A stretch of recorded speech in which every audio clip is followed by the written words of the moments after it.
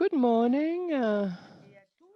Good morning to all of you, and welcome to this physio conference that is dedicated to a very important topic concerning Western Africa and dairy products. And we'll see that we have different milk products that are being imported to those countries.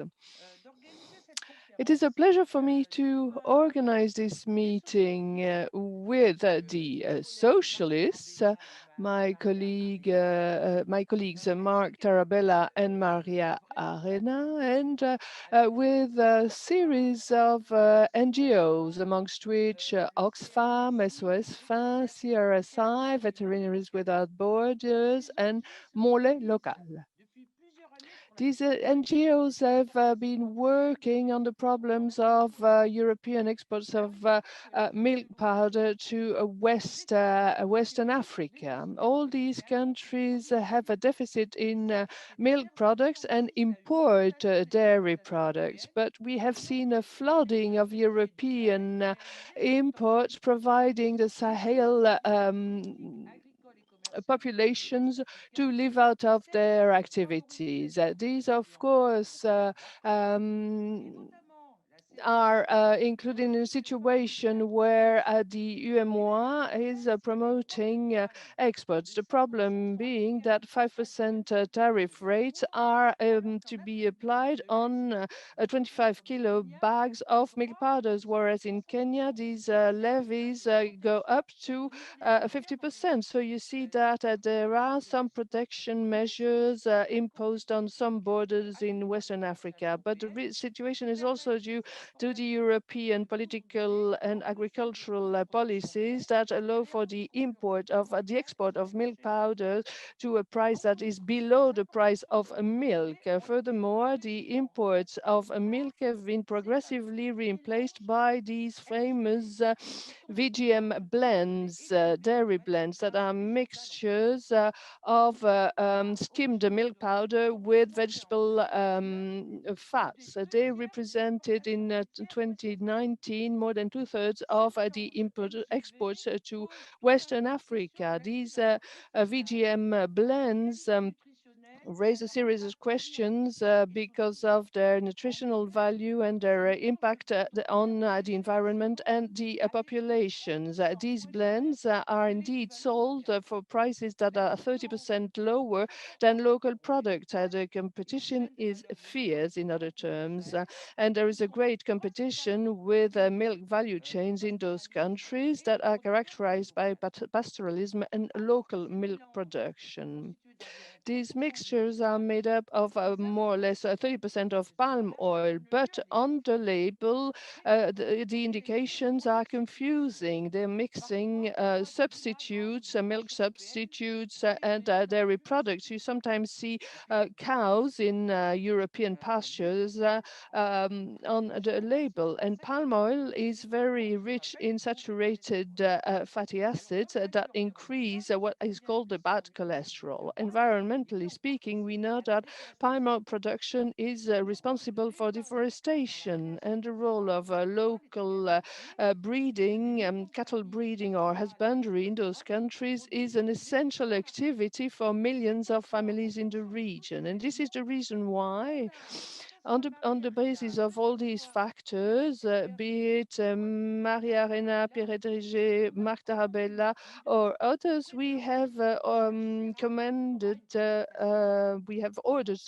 a study comparing social and environmental impacts of those VGM blends and local milk products. And the study is going to be presented today. This is important as whether in ACP countries with which we collaborate very often on that matter, which has got a genuine, a very deep economic and social impact. So we'll have a discussion on the basis of the different reports carried out parallelly in ACP countries and our countries. So we might make the situation a bit better through these works. In this conference, we've got an English and French interpretation. You'll see at the bottom of the page a symbol that gives you access to the different languages. We'll have two question and answer sessions, and I invite participants to ask their questions through the question and answer button. And for technical questions, I would suggest you send them through the chat to the right street, as we have representatives of that team that will try and answer those problems. And without further ado, I would like to give the floor to my colleagues that I'm very happy to see today in this video conference. So I'll give the floor to Maria Arena and then to Marta Rabella. Maria Arena, you've got the floor. Thank you very much, Michelle. And thank you very much to the presenters, the authors of the study that will be presented. We're talking about VGM blends, blends that are made out of milk originally, but enriched or fat-filled milk powder, refatted with VGMs, because this product is the result of the agribusiness that in Europe nowadays has got a very big role to play and is really pressuring our farmers, be it in dairy production or in matters of production models at European level. And this agribusiness model tends to export itself and its interests towards continents such as the African continent. And in that framework, concerned by the protection of our agricultural production models and concerned by the disaster that these models can cause in other continents, such as the African continents, this is the reason why we have that debate, because we are concerned about public health. These products are poor quality products that contain palm oil that is harmful to public health, whether we are in Africa or in Europe. It is also a question of value chains. What are the products that we're consuming nowadays made up of? We are also talking about the sustainability of the environment, as palm oil is one of the major causes of deforestation. The European institutions have concluded a Green Deal and is now fighting against deforestation, but the agribusiness practices are contrary to all these values. And we are also wondering what the situation is vis-a-vis local producers. We should support local production rather than sell substitutes that compete with these local produce. So it is important for us to work on these issues. And as an anecdote, this morning at 8 o'clock, I was discussing with Commissioner Dubrovsky, who is in charge of trade, and I asked him a question about fair trade. Very often when talking about fair trade, we talk about fair practices to the advantage of southern producers, but we never allude to unfair practices imposed by northern producers. And when talking about fair trade models, we have to support southern producers, but we first of all have to prevent northern producers from preventing southern producers to develop. And in the current agreements concluded with Côte d'Ivoire, Ghana, Cameroon, Burkina Faso, we see that there are provisions that really hinder the initiatives that are made at local level in order to support more sustainable practices than those we impose through the agribusiness. I didn't get any answer from Mr. Dombrovski as to the way he considers the way to fight unfair trade practices, but let's pay attention because in Western Africa, currently we see that Nigeria is blocking the international trade agreements, and they try to avoid their markets being flooded with European dairy products, because currently those products enter in conformity with bilateral agreements that have been signed. I hear that the European Union and Nigeria are ready to reconsider their positions vis-à-vis trade agreements if Nigeria accepted to review the trade agreements, because otherwise we would have a catastrophe for the whole of Western Africa. The Commission is currently considering the conclusion of a trade agreement with Nigeria that would be extremely dangerous. And I draw the attention of the different organizations on the need to have a very strong dialogue with Western African countries to avoid reproducing what has already happened in the past with those trade agreements. We have to consider the impact of a fat-filled milk powder, the use of VGMs in those blends, and it is very important in the interest of local companies, local producers in Western Africa. So we have to pay much attention in the coming weeks and the coming month. We have to follow up on these trade agreements and very closely monitor the attitude of Nigeria in that field. Thank you very much.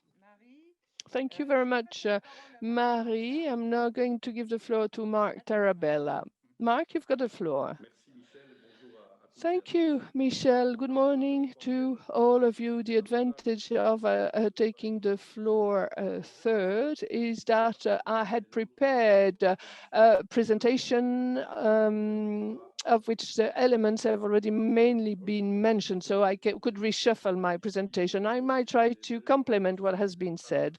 I'm a Belgian parliamentarian, and I'm working on agriculture. And for more than a month, I've been working on development questions. And the problem we have is the consistency between the different policies that we have. Maria Arena has already talked about trade, but if we compare agriculture, saying that we have to support farmers, the agricultural policies do not support the farmers anymore, because the aim is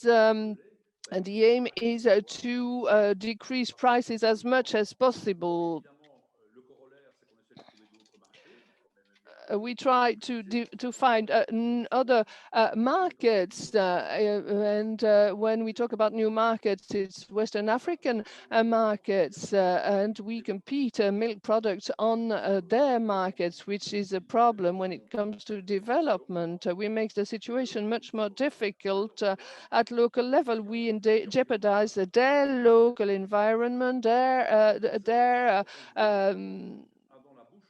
a way to protect the environment and nature. We act against sustainable development. When talking about sustainable development with an environmental, social, and political dimension, and we compare that with the development agricultural policies and trade policies at European level, those are very inconsistent. We voted against CAP recently because CAP could be an opportunity in the future. I give an example, that is, it could decrease our dependence vis-à-vis the US when it comes to vegetable protein production. We do not do so.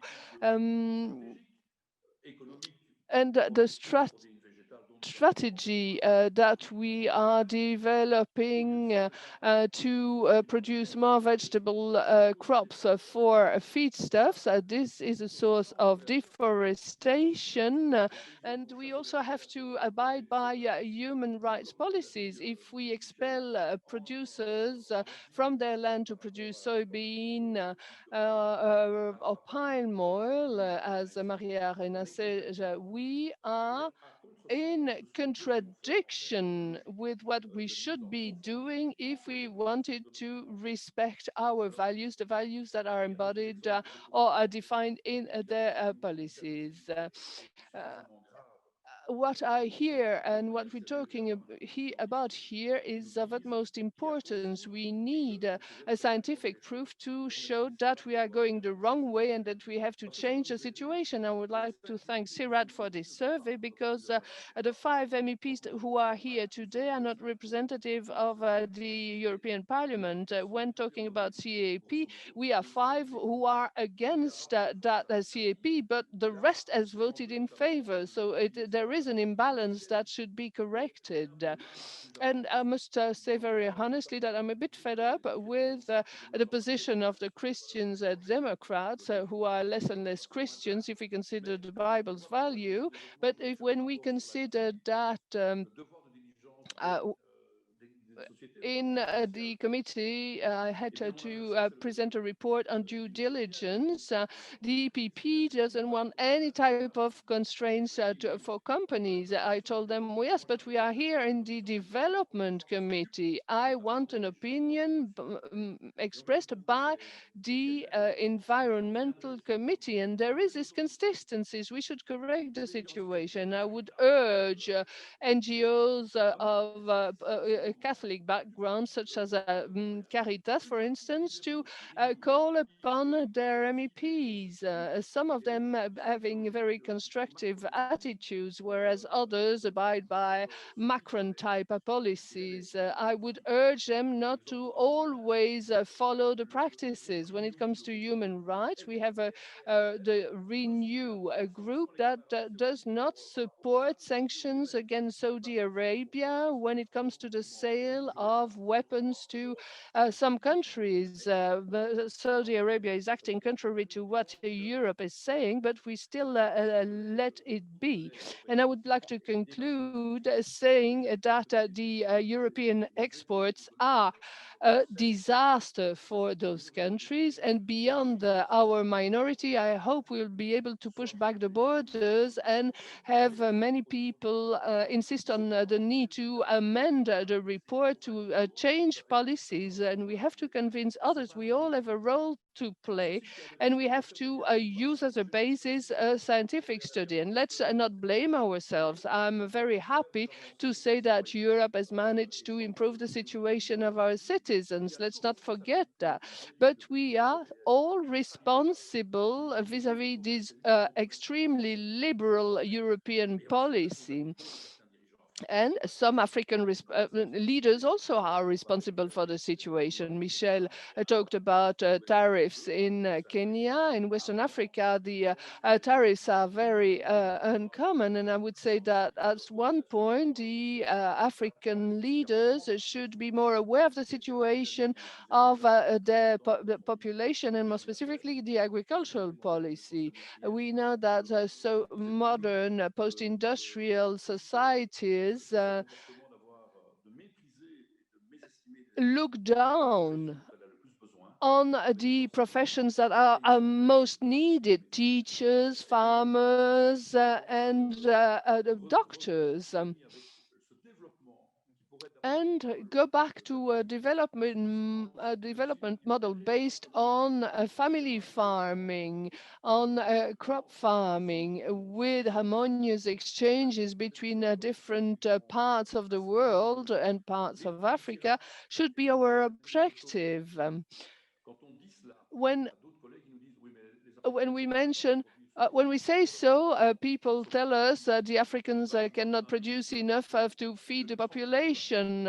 Cows produce 2 to 3 liters of milk a day. Yes, well, maybe, but if development was carried out harmoniously and they were given the possibility to harmoniously develop, they would reach self-sufficiency. And that's one example. I listen to you with much attention, and I thank you very much for your study, and I hope it will be an added value and will help us change the situation.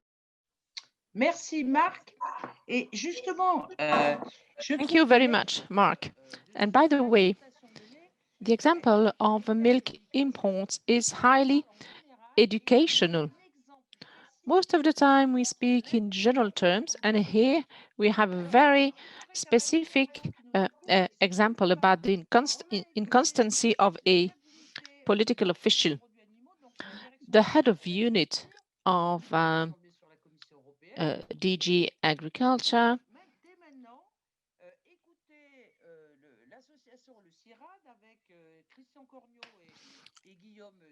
so we'll listen to Christian Gurieux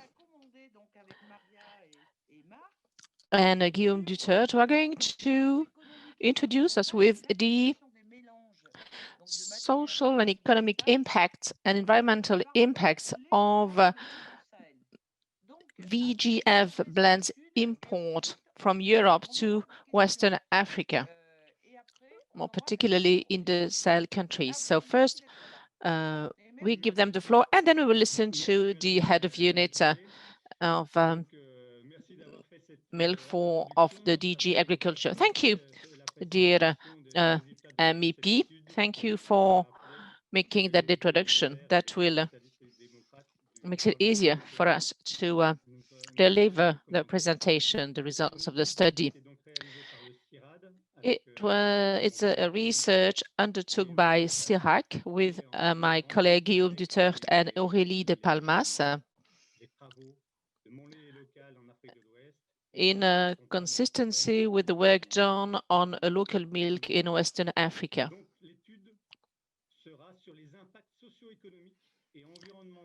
So it's a study on the social, economic, and environmental impacts of importing Vgf blends in Western Africa. My presentation is divided into 2 parts. For the first 50 minutes, I will explain the success of that trade in Western Africa, the reasons why, and then my colleague will assess the impact of such a trade. So, first, some definitions about the VGF blends. What are we talking about? These are skimmed powder blends mixed with fat matter. So you take out butter and cream from the milk, and instead you will add vegetal fats. And it is most of the time palm oil. So that palm oil in that VGF blend accounts for 30% of the blend. We're not talking about 2 to 5%, it's 30% of the blend. So these blends are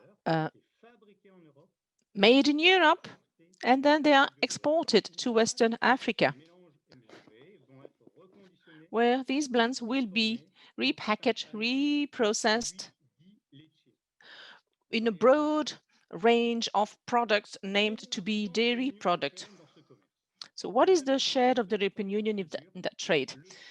Here, this graph represents the weight of the European Union in the imports to Western Africa of dairy products and VGF blends.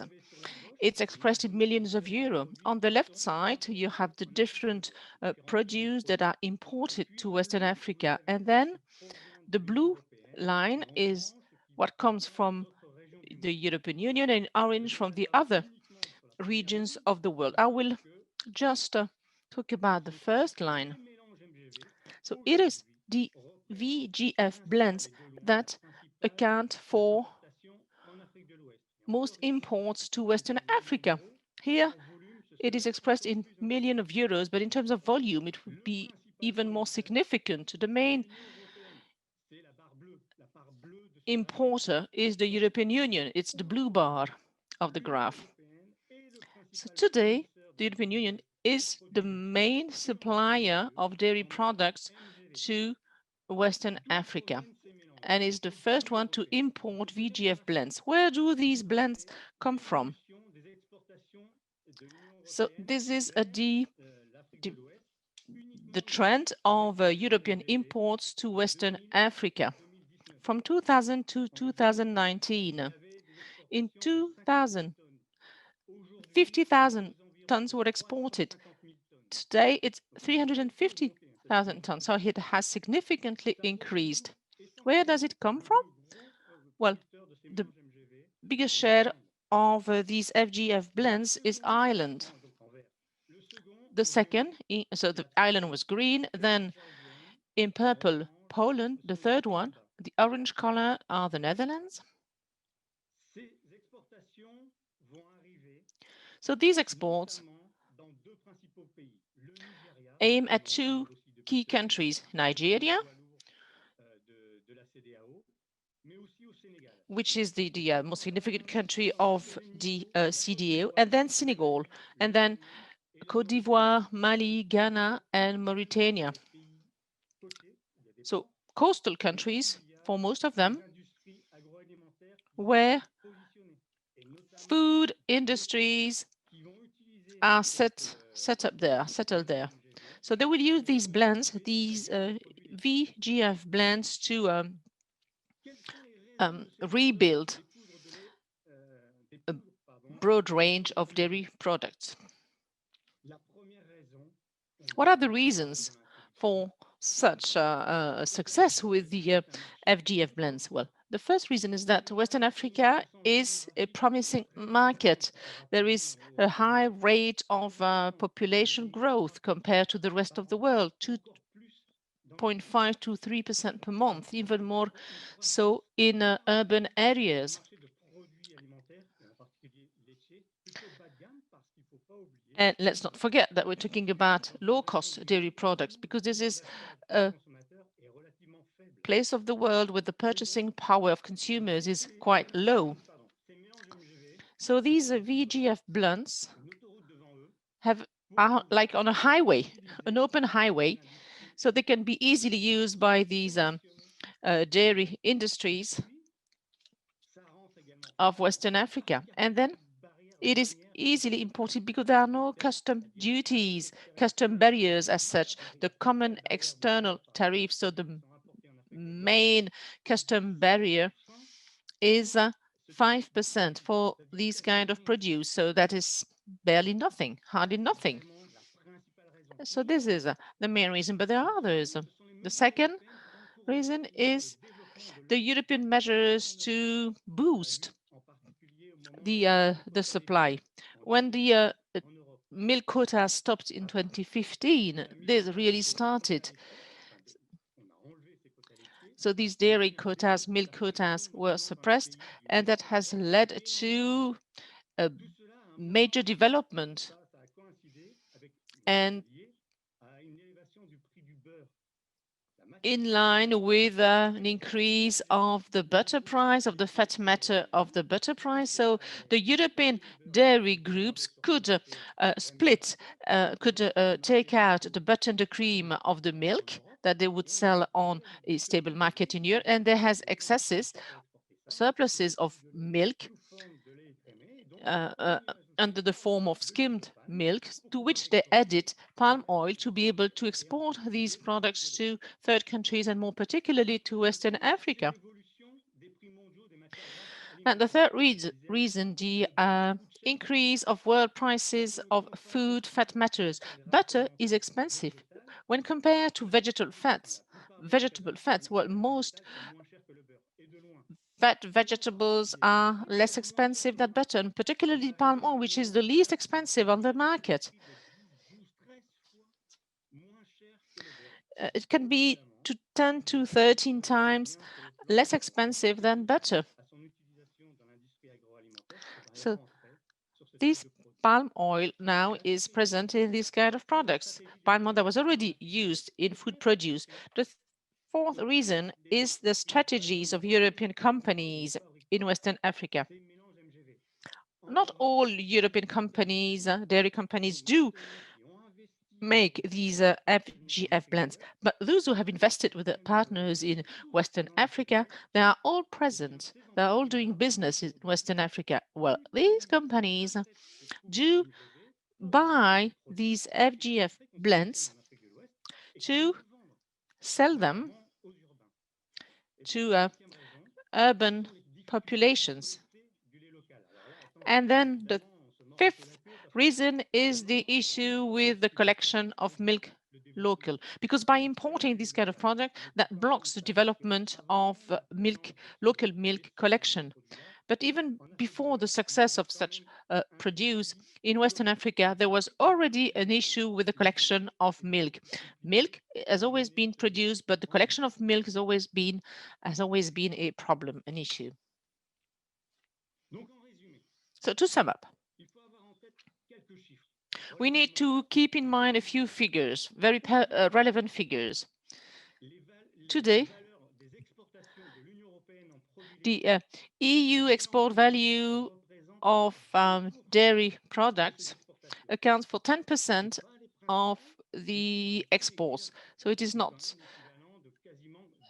the biggest share, but it amounts to 2 billion euros a year. So we never talk about that, but that's quite significant. All the more since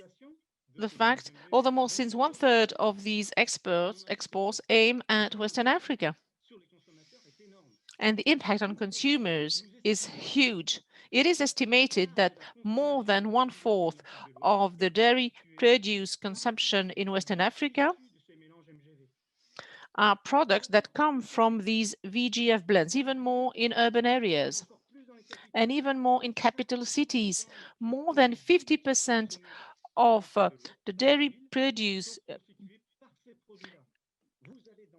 in urban areas are made of these products in Dakar, in Lagos, in Abidjan. Well, if you consume a dairy product, there is a likelihood that one produce out of two comes from these VGF blends. And the problem is that you don't know it. And that's the main issue.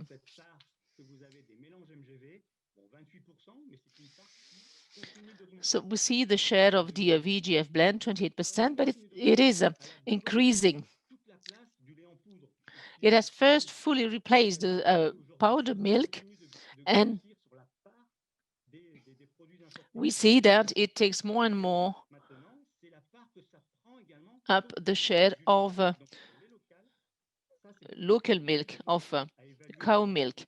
But it is difficult to give accurate figures about or to assess accurately the collected share that could reach urban areas.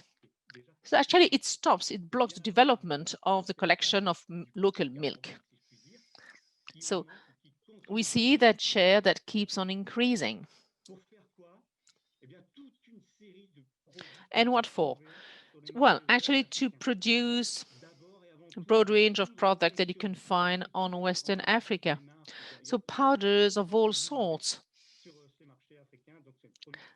So repackaged powders, liquid milks, condensed milks, with packaging that are quite similar to the packagings in Europe. But this one, you will never find that products on the European markets. Ice creams, yogurts, and as to the labeling, well, it says yogurt or it says powder milk, milk powder, or you see brands where the word milk appears, is labeled. There are colors, white color that reminds us of the milk, or you can see the picture of a cow, but you will never see an image of palm oil, but that actually should appear because these products are made up of 30% palm oil. So there is a real labeling issue. So yogurts, powder milk, would that kind of product wouldn't be allowed on European markets?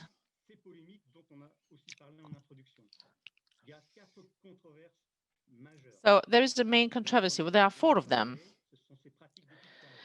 Well, the labeling practices and the risk to mislead consumers. Consumers who most of the time do not know what they drink or what they eat because it is wrongly labeled, or the information is on the labels is misleading. So debates overall in the world about the environmental impact of the palm oil and the nutritional and health impact of palm oil. And then the controversy has to do with the underpinned economic model, which is very often accused, because the industry is using a raw material that is less expensive and that runs against all the local developments that have been taking place for many years. So these low-cost products, low-quality products can be compared to the local products that could be much better. And this is what we are going to look at in more details. So with regard to these four major controversies, we will have a look at them, and Guillaume is going to share that with us now.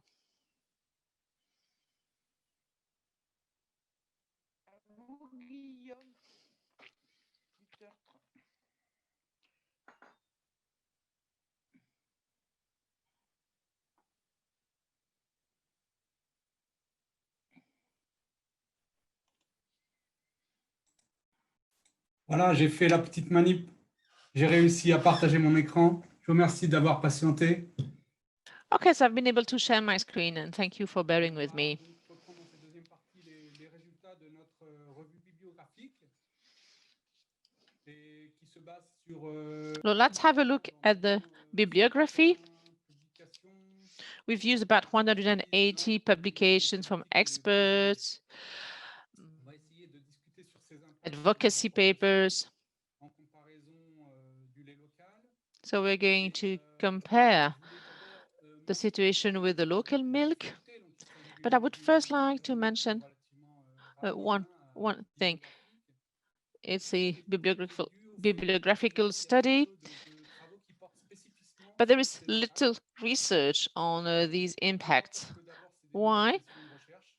Because these are new items for research. There hasn't been much research on this so far. And because with regard to the milk sector in Africa, we have very little available databases. And assessing the social, economic, and environmental impacts implies to pool the results of research done by different people, economists, environmentalists, nutrition experts. So these are new things.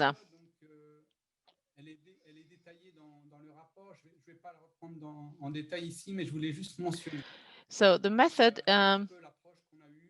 is as follows.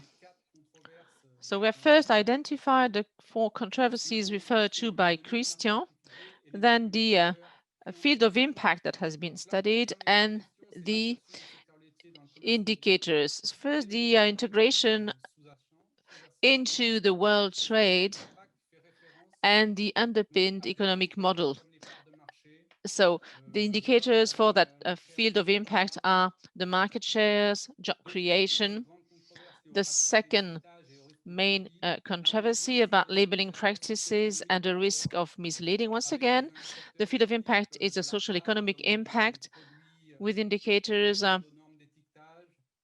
relating to the share of products or the technological capacities needed to process the raw material.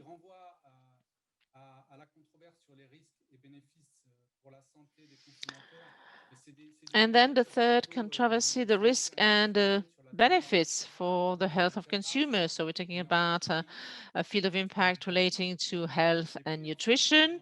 So it has to do with the content in fatty acids, etc. And then for regard to the environmental challenges, so field of impact in the environment, the impact on biodiversity, greenhouse gases, the carbon sequestration, etc. So these are VGF blends and powder milk. The main message is that the success of imports of powders has allowed to supply Western African markets with low-cost products. And this is why the African governments have lowered the custom duties to be able to import low-cost products. But that has been done in the detriment of economic, social, and environmental challenges.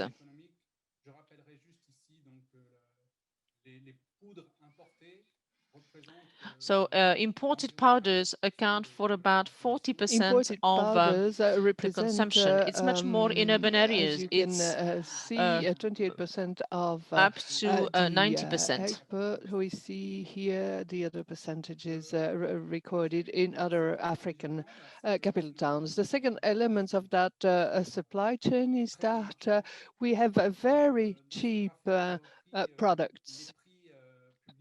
You see the prices published by FAO for whole milk powder in yellow, in orange, skimmed milk powder, and palm oil prices.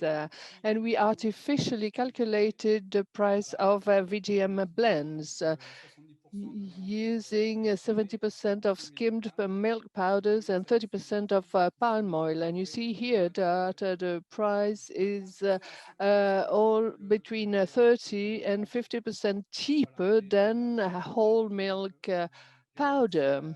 And the purple curve is the equivalent to milk that is collected on the basis of collection costs. It is not so much the price of the products that varies between Europe and Africa, but rather the collection price. And we then have powders that are artificially much cheaper than milk prices. This is the second element, the second challenge, i.e. the social challenge hidden behind the social and economic mechanisms. And that shows you how important the local milk products are. You see here the milk produced in the different farms in those countries that are mostly produced on the farm. And you see that the social impact, the social challenge is considerable because millions of families are concerned by the situation. Throughout the world, we have more or less 140 million families producing milk, which means that the number of families that are impacted by the situation is incredibly important, especially in Sahel. In this social environment, it is important to highlight the fact that we consider that only 20,000 families participate in the collection of industrial milks out of 140 million families. You see here that the Solani dairy farm in Nigeria, the different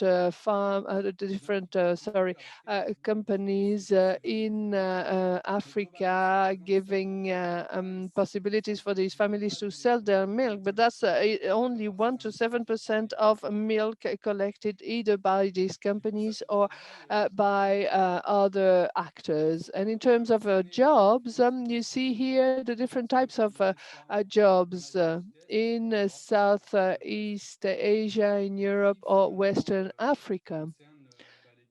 And we see here that we have the different actors through the value chain. And what's interesting here is that we see that yogurt value chain produced from exports create jobs in the production sector in Southeast Africa for palm oil and in Europe for dairy products, but no production jobs. And what is worrying here is that we know that in the dairy sector, the percentage of employments in production is more or less 75% of the whole value chain on the basis of figures given by an FAO world study that highlights the importance of those jobs. And we see here that contrary to that, the yogurt value chain, yogurt produced from local milk creates direct jobs amongst pastoralists and agro-pastoralists in amongst urban actors, milk collectors, and a series of input suppliers, for instance. The third debate on those blends, the risk of deception that those blends carry, the labeling risks also. We've browsed through papers and works, and we have assessed that 30% of products on the market do not respect the Codex Alimentarius provisions on labeling. Why? Because either they are inaccurate, they're a bit too general when it comes to the VGM blends presence, and sometimes they repack products on the spot, and that's where the problem lies, because it's subsidiaries that repack the products, and they are not always working on a transparent basis. And then we have the labeling problem. We call products fermented milk or milk powders, products that are based on blends and that are not strictly senso dairy products or milk products. So the third challenge is a health and nutritional challenge. And those are not very well documented. We here report on the conclusions of La Rondelle study carried out in 2020 that highlights a series of elements on, for instance, the presence of saturated fat, fatty acids or trans fatty acids in those products. So it's very difficult to have a clear stance on health impacts. We call upon people to be cautious. Why cautious? Well, because currently our knowledge is not sufficient to highlight the possible risk of those VGM blends on consumers' health. It appears very clearly in the literature. We do not have a sufficient and solid knowledge that proves the risk for the health of the populations. And the last pillar of a sustainable development is the environmental pillar. We have quite clear conclusions on the impact of palm oil production on the environment in the literature, because it is an intensive production model and those products are transported on very long distances. But contrary to that, we see more and more in the literature a series of data showing that pastoralist or agro-pastoralist models do not have a strong impact on their environment. You see here a table that shows the carbon emissions and the sequestration of GHG, greenhouse gas effects. And we see that the pastoral systems are much more respectful of their environment, as soils and plants are sequestering an important percentage of carbon, and that those systems are much more favorable to the sequestration of carbon, which is an interesting result that urges us to insist on local collection of milk and on pastoral systems. The second is fossil fuel costs. linked to the dairy farms. We here have figures on the energetic efficiency of the different husbandry systems. We see here the low impact of Mali husbandry, the impact on the consumption of fossil fuel as compared to others. And what are, in a nutshell, the different impacts, the pros and cons of these three raw material products? First, when it comes to the place on the international trade market, we see that we have products meeting local needs and supplying very cheap raw materials to those markets. Yes, but, because there is a but, and this is the drawback and the inconsistency of European policies. Contrary to that fact, whilst we are drafting Sahel development programs, whilst European countries are building up a Sahel alliance to help those countries develop, to help those countries face social and environmental challenges, the local value chain creates hardly any jobs in rural areas, even though it has got a high potential. And milk production could develop considerably. What about the deception of that system? We know that import value chains are the source of major uncertainties when it comes to labeling. The advantage for the consumer's health, let's be cautious. We call for caution and prudence here. And in terms of environment, we see that local value chains are the most favorable to biodiversity, to the decrease in fossil fuel consumption, to decrease in greenhouse gases, that are the most favorable to the proper management of water and soils. So these are elements that could justify a position that would question some of the policies and that would call for the taking on board of sustainable development considerations. So these conclusions plead for a better balance on those local markets. And our recommendation, we've got 4 recommendations that are, of course, developed in the report, and we might discuss that later during the second part of the seminar. We should strengthen the follow-up of markets and have impact assessment. We see lactoserum powders, so we have to better know those markets. We have to better understand the impact of those activities on the development. The second recommendation is to improve nomenclature and labeling so that it is possible to make a difference between, on the one hand, dairy products and on the other, milk-based products. Thirdly, we should promote responsible strategies and models adopted by firms. Clear in France, for instance, starts seriously thinking about its corporate social responsibilities vis-a-vis Western Africa. How can we promote responsible investment, responsible exports, which is very promising?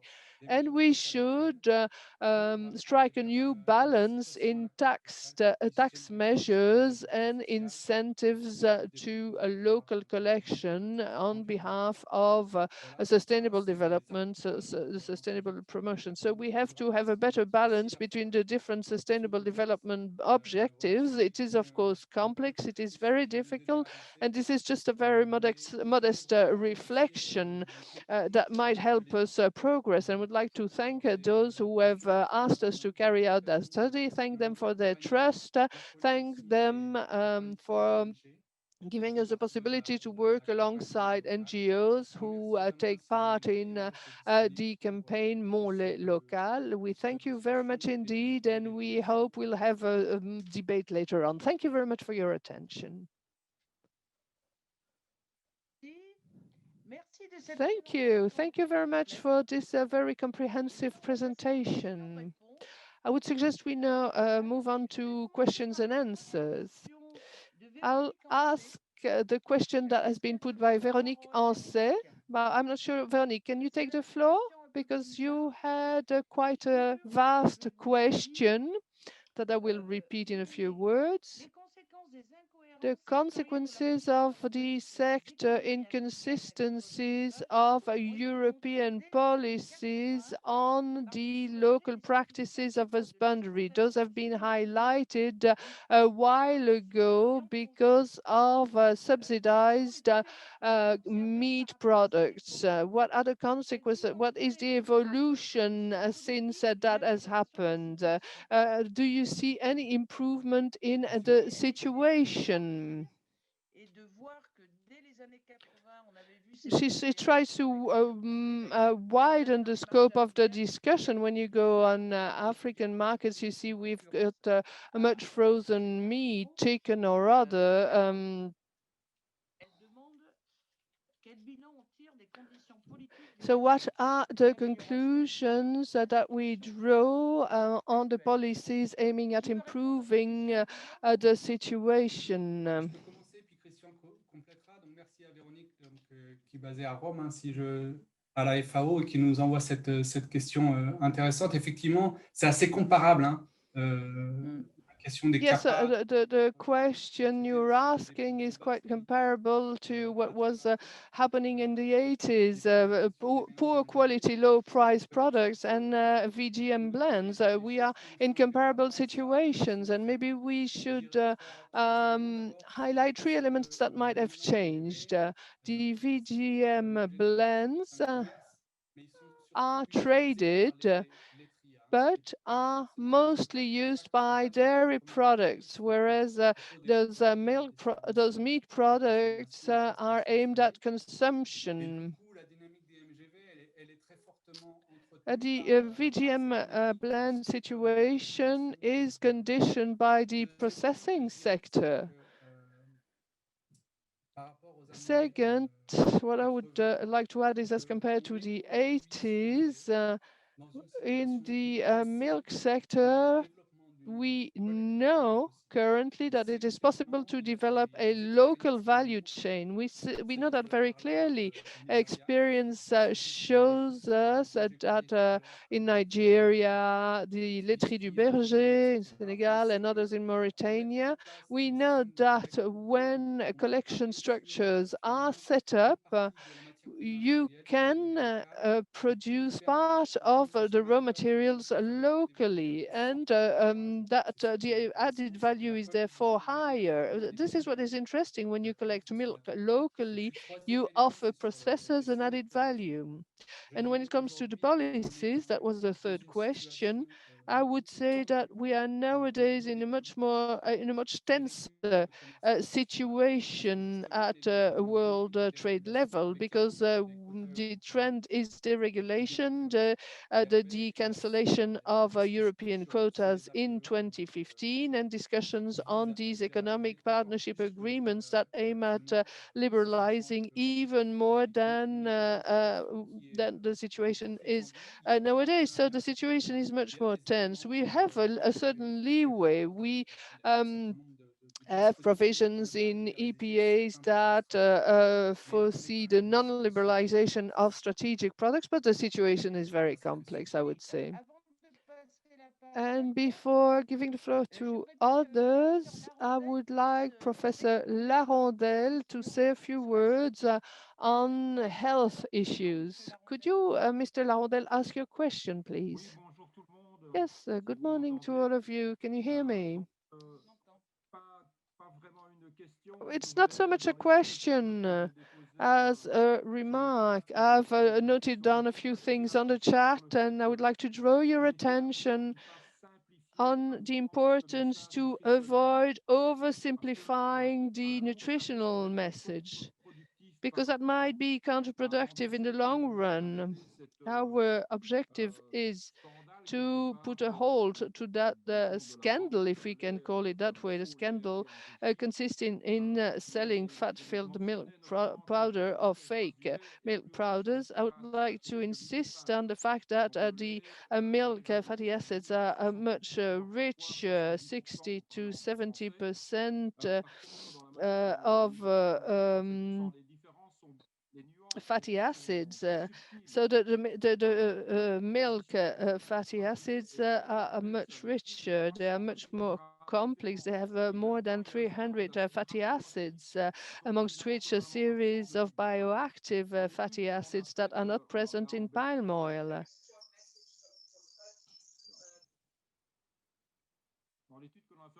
In the study we carried out in Belgium, we could also highlight the fact that some were enriched with cocoa oil rather than palm oil.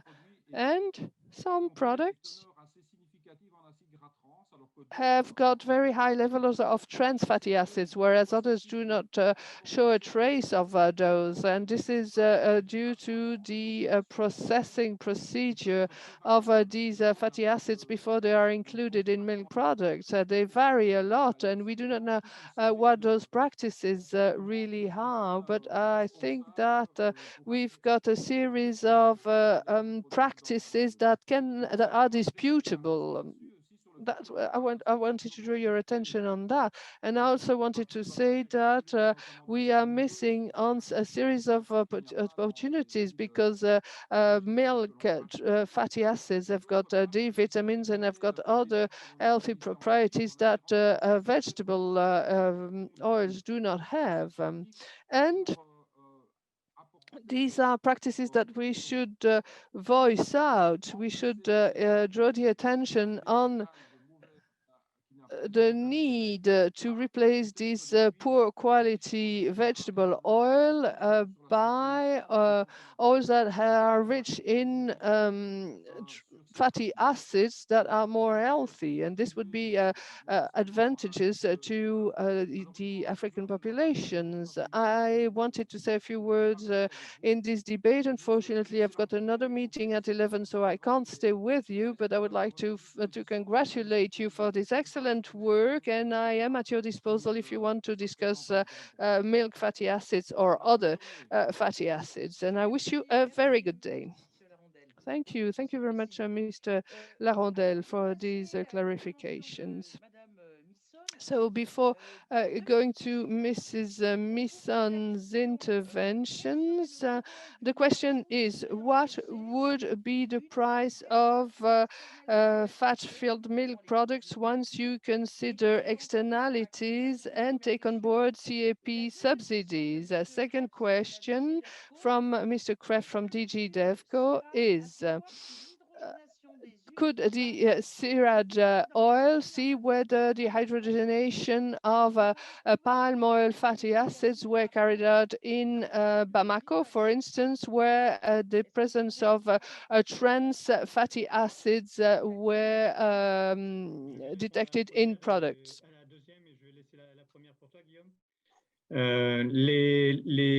Alors, c'est vrai qu'il y a souvent une confusion qui est faite sur l'ajout de ces... There is very often confusion about adding these fatty acids. Since palm oil is made in Western Africa, we are asked whether that palm oil is added in Western Africa. Well, no, the answer is no. The blend is made in countries where they have the processes allowing to make these blends. Palm oil comes mainly from Indonesia. These are refined oil that will arrive in Europe and will be blended, mixed to skimmed milk. But it is not made in Western Africa.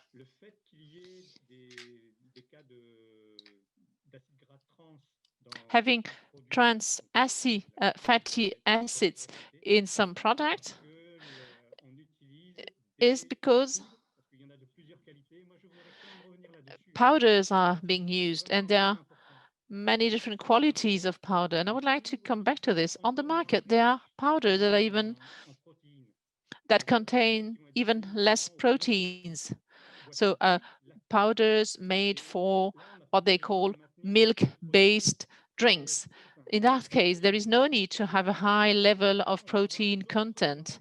So in these products, there will be other blends. And as Guillaume was saying, blend with whey products, they no longer have milk protein. So we'll have dairy product without the fat matter and without the content of proteins.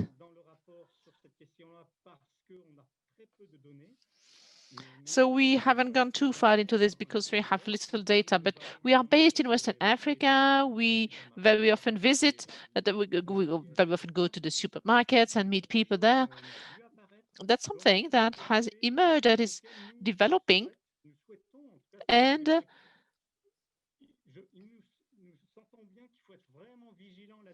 we need to be very cautious with this. These are Vgf blends is nothing new, but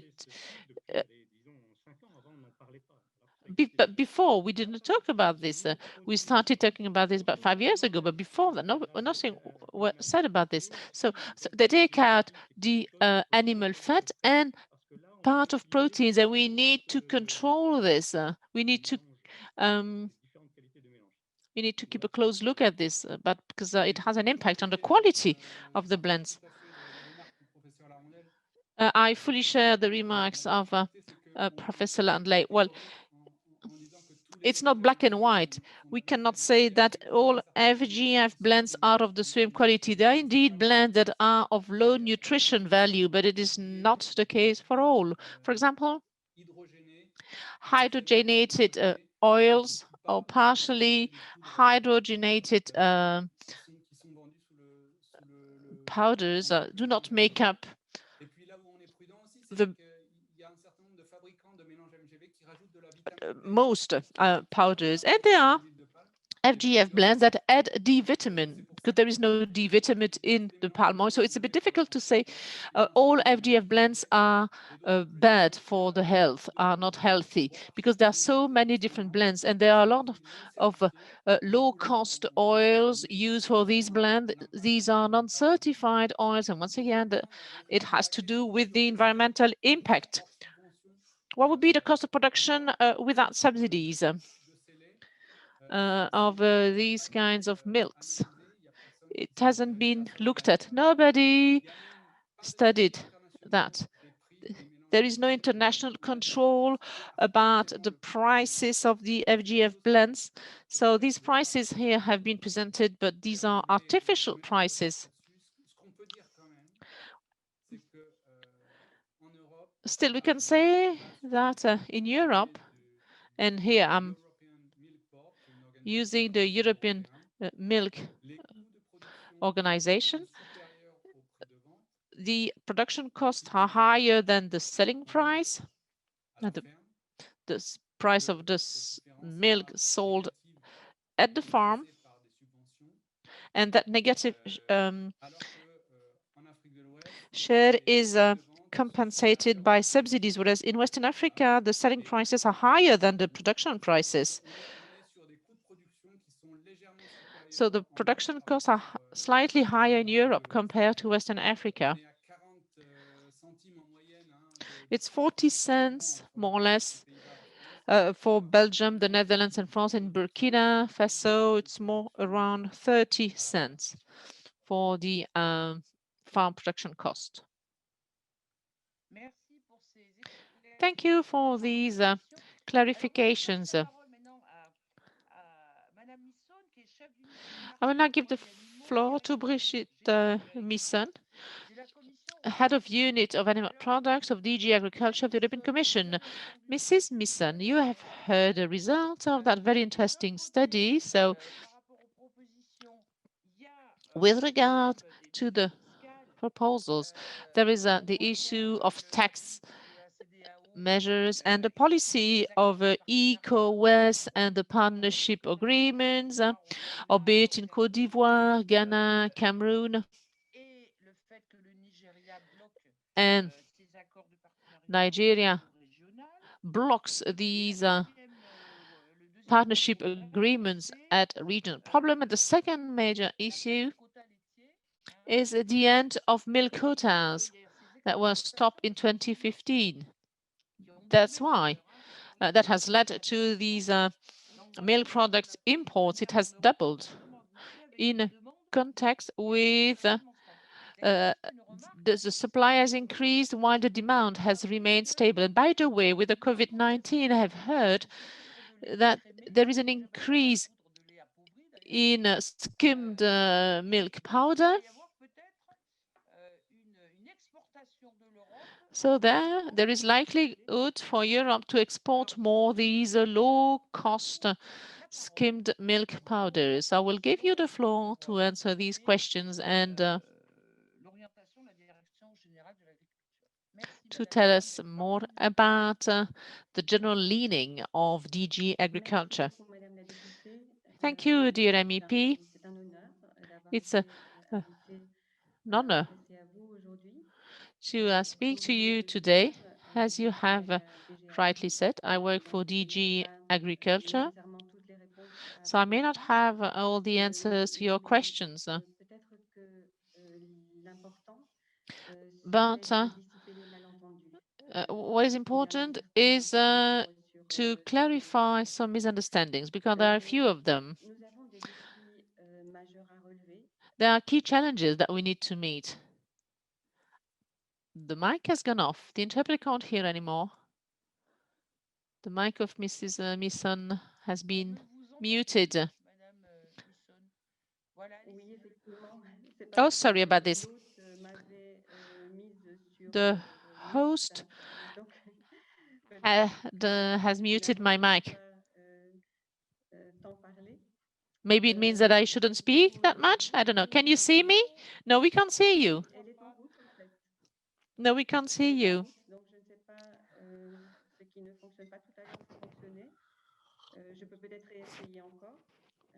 No, we can't see you. Okay, now we can see you. Much better. Thank you. Now we can see you. Okay, go ahead.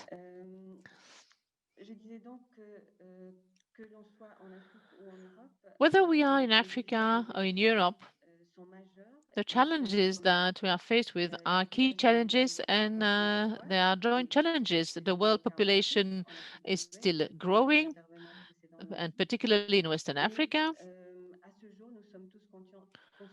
And we are all aware of the fact that our resources are limited. What does it mean? It means that we should reconcile our needs of having enough food every day while making sure that our children will also have enough food every day. So given in that background, our societies have turned to more local products, to more local developments of some of our citizens have already made these some radical changes. You have heard about the Green Deal proposed by Mrs. van der Leyen, the President of the European Commission, when she entered into office. It's a deal for the whole of Europe, and its ambition is to apply it to the whole of the world. Europe supports a broad range of partnerships with Africa, partnerships about the development of local practices, sustainable practices, and the previous speakers before me have mentioned several European companies that have invested in Africa, more particularly in Western Africa. And the objective is to develop local practices. Not everything can change from one day to the next. So we move forward together, step by step. We more and more focus on the short circuits, on bringing closer consumers and producers. But we cannot forget about climate conditions, the road conditions, the issue of collection of milk, as mentioned by the previous speakers as well. And maybe we should also be aware of the fact that it is not necessary to produce everything everywhere all the time. So we need to trade, we need to exchange, and that is what's at stake today. Whatever we say, we need to trade, we need to exchange, to feed ourselves, to be able to eat. So a few figures to remind you what we're talking about. We've heard a lot about the exports of Europe. But Europe consumes 90% of its dairy production, milk production. So only the 10 remaining percent are exported. And the first destination, the first exporting countries are China, the United States, Hong Kong, Saudi Arabia, Japan, and Algeria, and not Africa.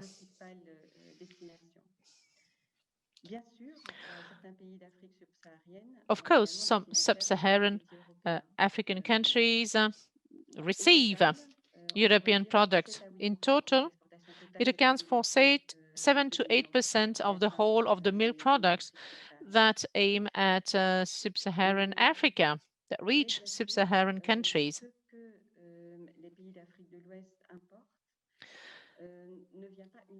But the imports, what Western Africa import do not come from Europe only. Indeed, those who have made the study have highlighted the share of New Zealand for full whole milk powder, for example. New Zealand export as many volumes as Europe. Why is there such a trade? Because it is necessary. Western African countries are not all self-sufficient. Some are far from being self-sufficient. So there is a way, there is a way to go along together, and Europe has to be part of it to allow the local potential to develop. As to the recommendations in the study, if you will allow me, I would like to make a few suggestions for those who have made that study. You could visit us, so we could organize an online conference to exchange about the figures, because there are major gaps in the figures mentioned by the study and our figures. There is an observatory of the milk market at European level, and it may be worth contacting that observatory. It's a neutral organization, facts-based organization, instead of taking inspiration from the data given by the civil society. And actually that observatory of the market received specific data about these new products referred to today. So these products that blend skimmed milk with vegetable fats. And actually, this is not milk. So there is a way to communicate about this product that we still need to find. But since the 1st of January, so about 12 months ago, we introduced a specific tariff line in the custom nomenclature to be able to follow up, to monitor these products. So it is only from the data of January 2020 that we will be able to assess the volumes and the values of these imports from Europe to any country of destination of the world.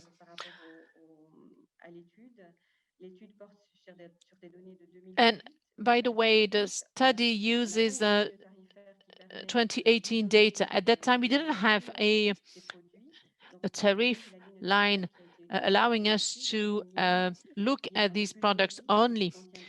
Those that you've used, I think, is a more generic line that includes other products as well. So this is why I suggest you get in touch with us to compare our figures and to specify, to clarify all these figures. And still about that observatory of markets, as from January next year, we are going to collect not exporting data that we've been doing since January this year. We're going to look at data about prices and production. So these will be monitored. It's a new regulation entering into force as from the 1st of January next year. So these are this is a major progress So that's how we've moved ahead at DG Agri to highlight what's happening. As to the labeling, you probably know that in the European legislation, the dairy terms are protected. So it can be used only from animal products. So milk must come from a cow, and it cannot be used for another product. It's a European legislation that does not apply in third countries, but it does apply in the European Union. So if something needs to be done for Western countries, it is for the African government to introduce such regulation to clarify the labeling and to make it clear for African consumers. I'm not going to go into development policies because this is not my field of expertise, and I wouldn't want to take up the time of those who have something to say about this. But I can assure you that on our side, we are fully open to having a dialogue on this with regard to about the European dairy milk policy.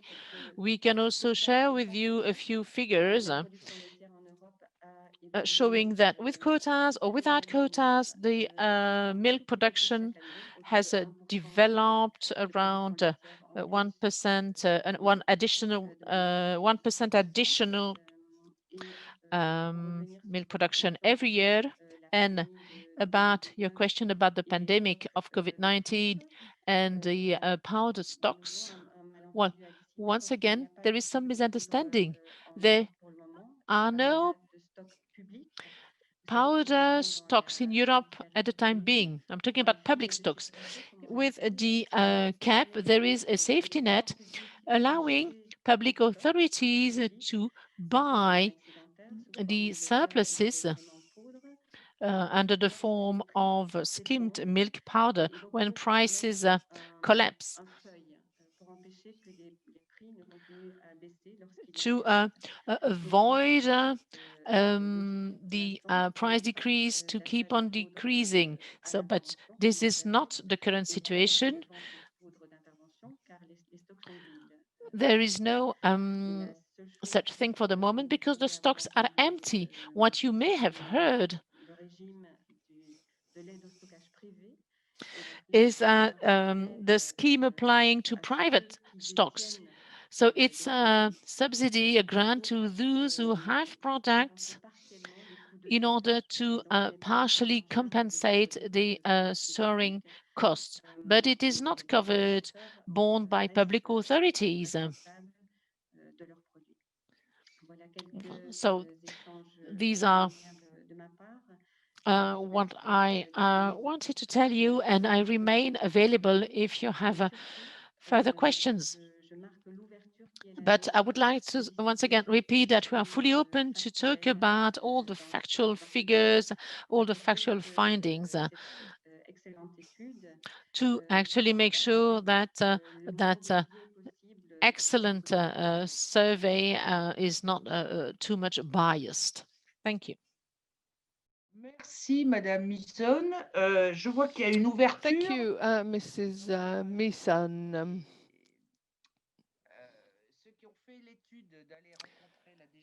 I see an opening there, and I would urge those who've carried out the CIRAD survey to go and meet her. But a few remarks before moving on to the presentation of Mon lait local.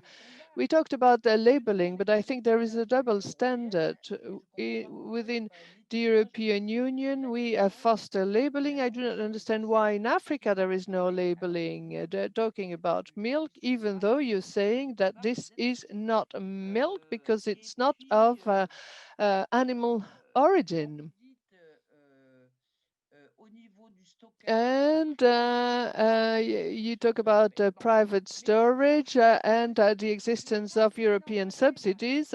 Well, that will be part of the discussions on the second part. I'd like to give the floor to Monlait Local, which is a regrouping of civil society organizations from the EU and Western Africa that carry out advocacy in order to have a political framework that would be favorable to the development of local milk production value chains in Western Africa. I'll give you the floor and we'll then have a question and answer session, and I'm sure Mrs. Misson will have a multitude of questions to ask, but I would like you first to tell us about the situation. Thank you very much. It is Mrs. Indatu Amadou. Thank you very much. I am Indatu Amadou and I'm coordinating the campaign Monlait Local, which is promoting and defending local milk in Western Africa. It is a campaign that brings together of 55 national organizations from 6 countries, amongst which Burkina, Mali, Niger, Senegal, Mauritania, and Chad. And this coalition that has been created 2.5 years ago is supported by the professional organization of producers and breeders, amongst which ROPA, that you certainly know, APES, which I'm a member of, and the RPM network. In the framework of this campaign, we pursue a triple objective. One, we want to exert an influence on agricultural policies so that at UMAOA level, those policies are fostering local milk production. A second objective is interaction with transnational companies. They have been mentioned on several occasions in the study. They should start collecting local milk. And we have a third target with these consumers. And we think it would be interesting to give consumers clear information on milk. We talked about deceitful labeling or deceitful data. It is the case in Western Africa. Advertising are deceiving. The ads are promoting imported poor quality products, especially the blends we're mentioning, but that induce consumers to believe it is local milk. And we want to denounce that problem from our platform. And in our strategy, we have established a very strong links with the campaign called N'exportons pas nos problèmes. Let's not export our problems. My presentation will be structured into 3 points. The first one I'll briefly touch upon because I wanted to talk about the impact of EU products on local value chains, but the study has already given us plenty of information on that practice, and I fully support what has been said because the study highlights the reality that we are experiencing in Western Africa. So that was the first point. The second one is I wanted to talk about the potential of local husbandry. We carried out a series of studies at local level, and they have shown that husbandry and husbandry activities can satisfy 50% of milk or dairy product demand. So this is a potential that unfortunately we do not tap into, but fortunately we are very enthusiastic and we know that we could exploit that potential that we have in order to meet the demand. So we have a potential capacity to meet 50% of our needs, and we are asking that imports only complement our capacities because we are fully aware of the fact that we cannot supply 100% of the demand in Western Africa, but we are nevertheless very aware of the fact that some measures have to be taken to limit those imports and to avoid destroying all the efforts made by local producers through the import of unfair competition products. We talk about unfair competition because those EU products are hindering the efforts made by small producers. Because the milk powder that we've been talking about, the blends, fiercely compete with our products thanks to the external UMOA tariffs. And what is appalling is that we compare tariffs and prices to local milk prices. Those products are between 30 to and 50% cheaper than our products. So the small farmers thrive to survive, but are clearly hindered by this powerful wave of imports. And we'd like small farmers to have the possibility to take advantage of their potential capacity. We would like to try and determine how together we can, through our policies, give those small farmers to take advantage of their capacity rather than hinder their development. And what we've been doing is we've been drawing bridges in Western Africa. I fully agree with saying that African leaders have a role to play and that they should act first. I fully agree with this. And I would like to tell you something interesting at that level. I would like to highlight the raising awareness of our governments that have become very aware of the potential that is there and that could be used to clearly improve supply and meet part of the demand, but they also are aware of the impact of those blends on the health of their population. So they are becoming aware, as shown by the regional offensive aimed at promoting local milk that was clearly supported by our three networks, UMOA, and our two campaigns. We are defending, we are promoting that offensive that should allow our producers to provide for their living. It is an initiative that has been launched by UMY, and I would like to congratulate them and to thank them because thanks to this offensive, we have a policy that has been built together with all the local stakeholders. We all participated in the drafting of this offensive that is based on a strategic document, a document that went one step forward and that developed a priority investment program that supports the offensive. So we have this priority investment program that has also been developed with all these stakeholders. What are the results?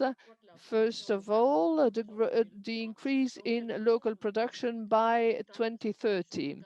By 2030, we would like to double the local production. A second result of this regional offensive is that 25% of milk products should be processed by local companies, and 25% of milk products should come from local origin. We should also talk about tax schemes on local products. They should be an encouraging measure, an incentive favorable to local producers. And if we want to implement this offensive and this priority program, we have identified four axes that will meet all the needs.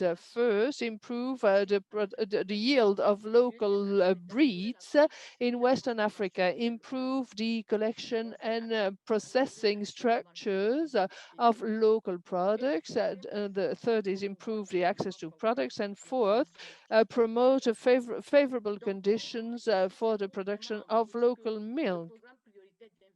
In other words, this priority investment program that is derived from this strategy is based on the strategic objectives and develops measures that would favor our local producers and try to correct the situation. So my aim was to highlight the fact that currently African leaders are taking up their responsibilities and they play their part in the movement that has been launched by the different stakeholders. The question is now to see how, together with Europe, we can make sure the EU institutions take up their responsibilities. Western Africa has taken huge steps forwards. We have responsibilities to take up, but we are on the right path. And all what was said on a milk offensive here should be based on consistent European policies, because if those policies are not consistent, all our efforts might boil down to nothing. So the EU should take up their responsibilities. We have to make sure policies are consistent.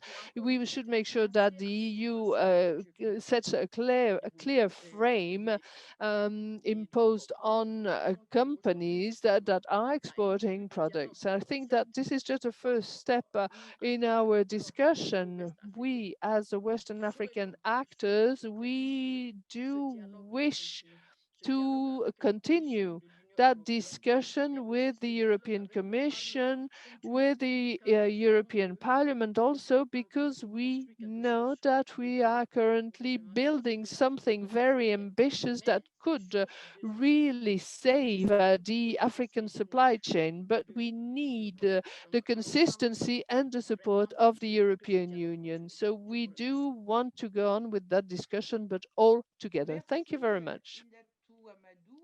Thank you, Indatu Amadou. Thank you for your intervention. I would suggest we move to the question and answers. I've got one that I would like to ask Mrs. Mamadou. You want to increase local production, double local production by 2030. I would like to know what investments should be made in order to improve local production. That was my first question. I have a second question, and then I'm sure that Benoît Vito wants to ask a question to the European Commission. So my second question to Indatu Amadou.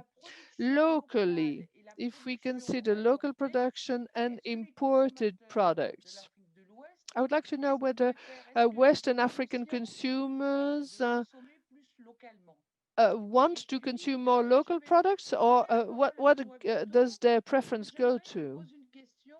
And I'd like to give the floor to Benoît Vito, because I would like him to ask a question to the Commission. So Benoît Vito has got the floor. Thank you, Michel.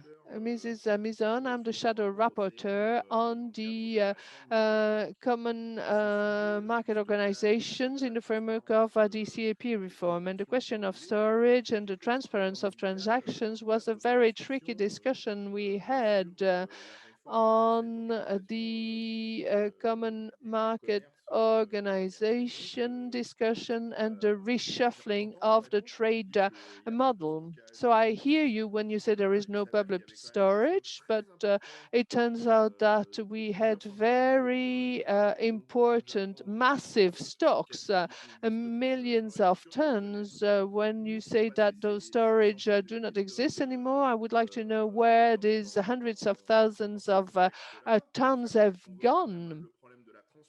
Because what about the transparency of the management? Who bought back those private stocks, so those stocks made by the European Union? Who sold those products to the European Union? What about the moment moment those public stocks were stored, and the moment they were sold again at a much cheaper price than the price they were sold when they were first stored. So we have a problem when we buy products at a price, sell it back much lower, and have to pay for the storage costs. There is a problem, I would say, and this is concerning public storage. But furthermore, during the COVID pandemic, when trying to support agricultural value chains, we decided to fund a private storage. But here again, the system is absolutely not transparent. We do not know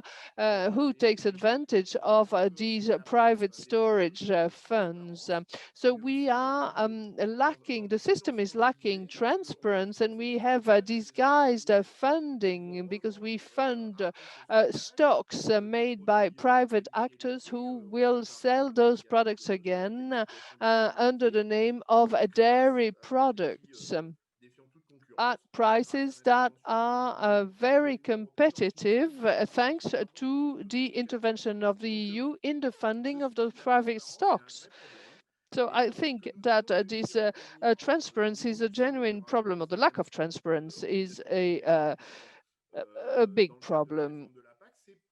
And what we have been discussing is the need for more transparency and for a more ethical way of managing public funds at European level, and a more ethical way to support the dairy structure. I think that we, considering the CAP reform, are at a loss with what is being done.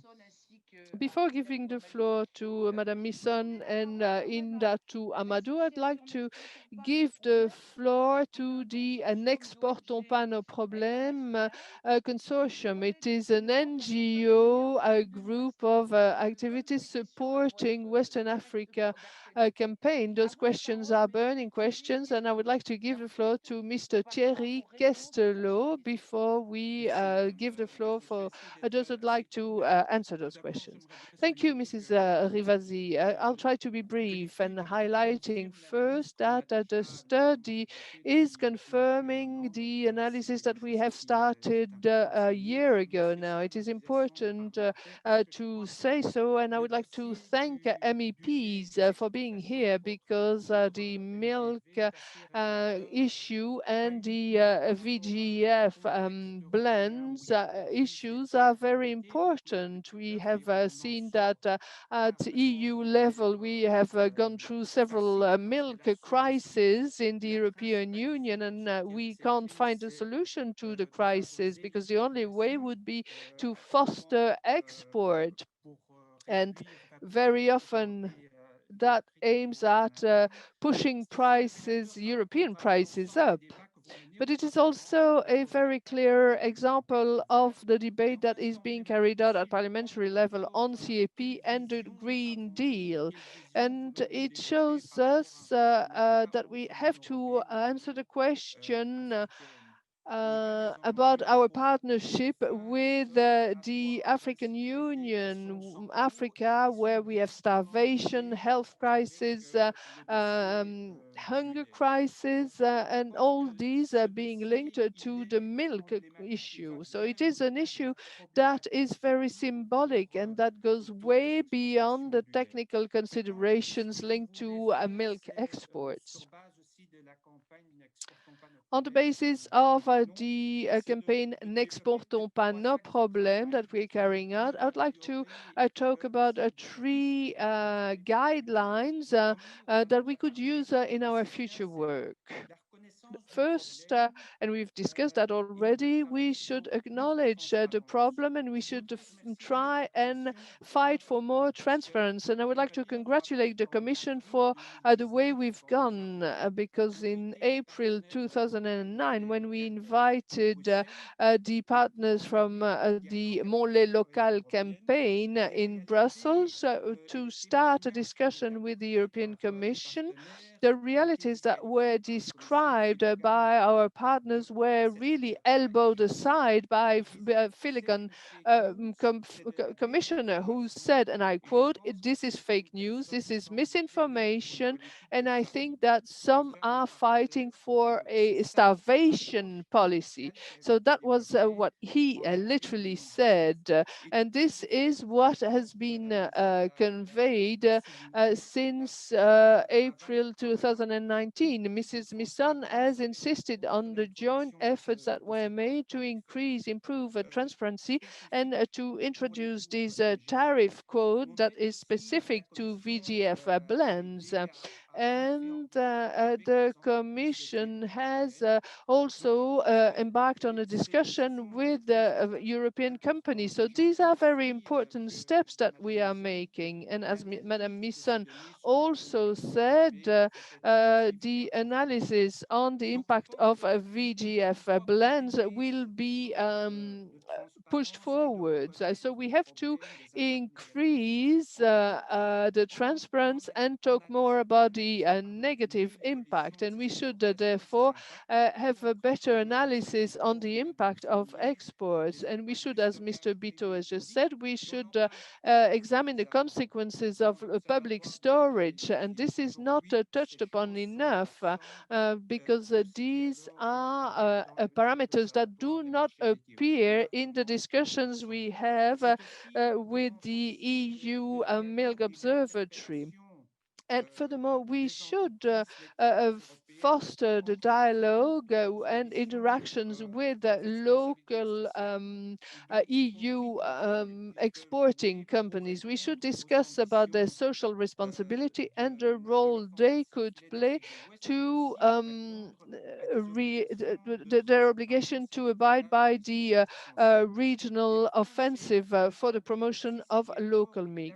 Altogether, and I'm here talking to GG DevCo and the external services, we should foster dialogue in Brussels, but also encourage a dialogue with our campaign partners and European delegations in Western African countries, because they are much closer to the reality. So the first act is to better acknowledge the situation. Certains députés l'ont souligné, c'est de renforcer les as some MEPs have said, it is important to strengthen the consistency European policies. With this campaign, it seems difficult to translate that obligation of having a consistent policy development in sustainable policies. So I think it's important to translate that obligation into a more operational approach. And as has been stressed, we're talking about the common agricultural policy with a clear aim to export, to sell at a price that is under production costs. Talking about trade policy that first aim at having access to the markets, that are blamed, that are accused of being unfair competition, and they do not actually respond to the local interest. They respond to the interest of the dairy sector that has access to a low-cost product that it can process on site. And I would like to stress the key role of the European member states. With Ghana, for example, the export of powdered milk will be liberalized as from 2021. That is the very near future. And the VGF blends will be liberalized as from 2024. So this is the short-term perspective in a background of regional internal market. So that raises a lot of challenges, and the European Union is a key partner with these interim partnership agreements. And what is the role of the cooperation to strengthen that policy that Ignatu has stressed as being the offensive lay? We need to be able to outline measures to reinforce the consistency policy through impact studies, such as the one that has been presented to us. But we also need to make sure that the impacted actors, such as our partners from the local campaign, may have access to these schemes and can take part in the responses to be given.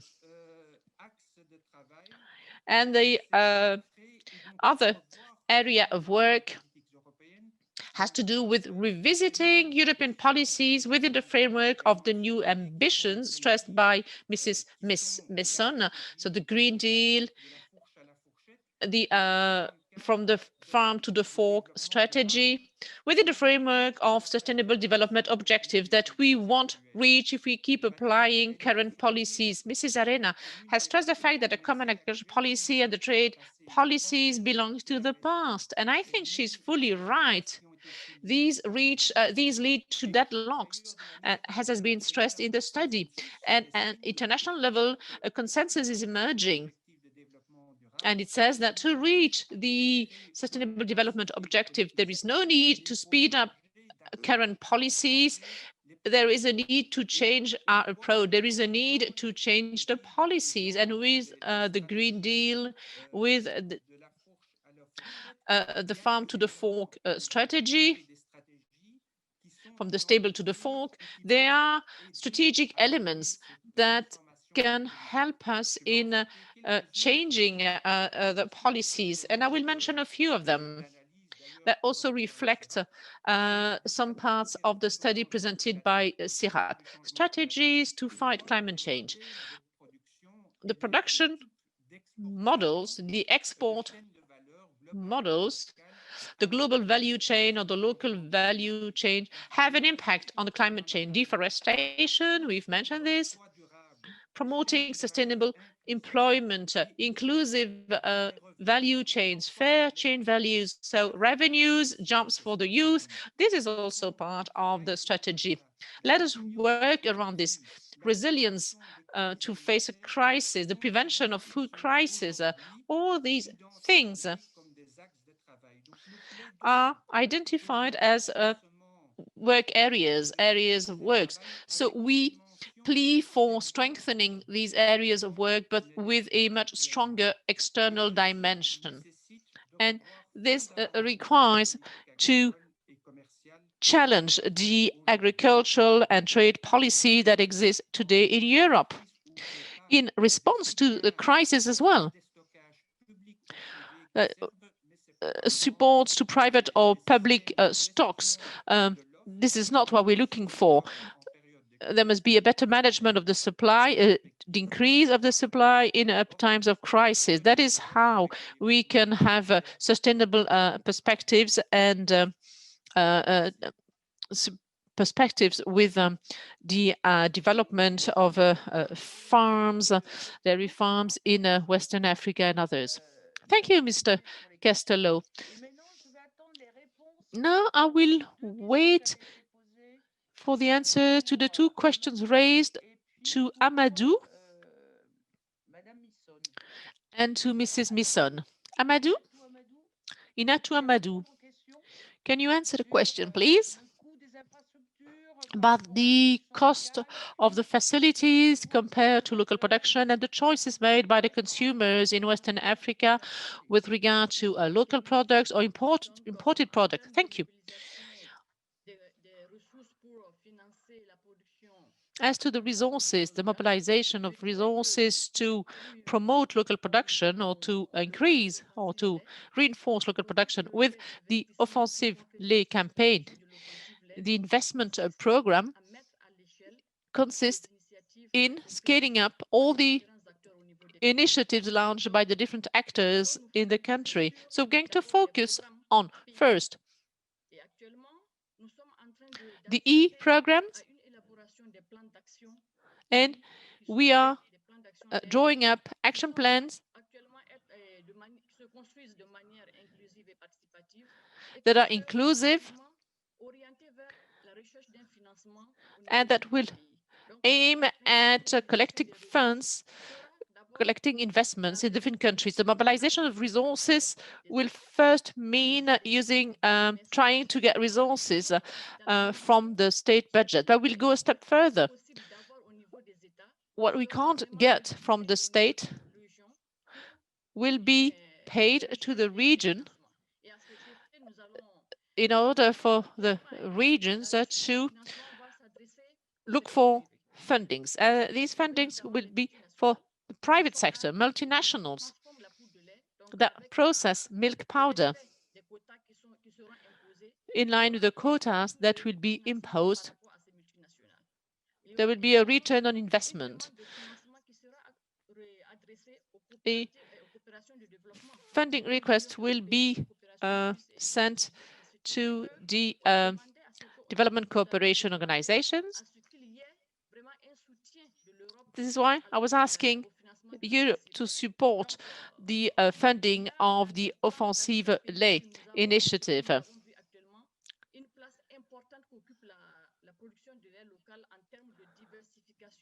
And the local milk production means a lot with regard to the diversity of local races in terms of genetics and in terms of facilities that are set up to collect milk, in terms of training about the processing of milk to make milk, good milk, quality milk.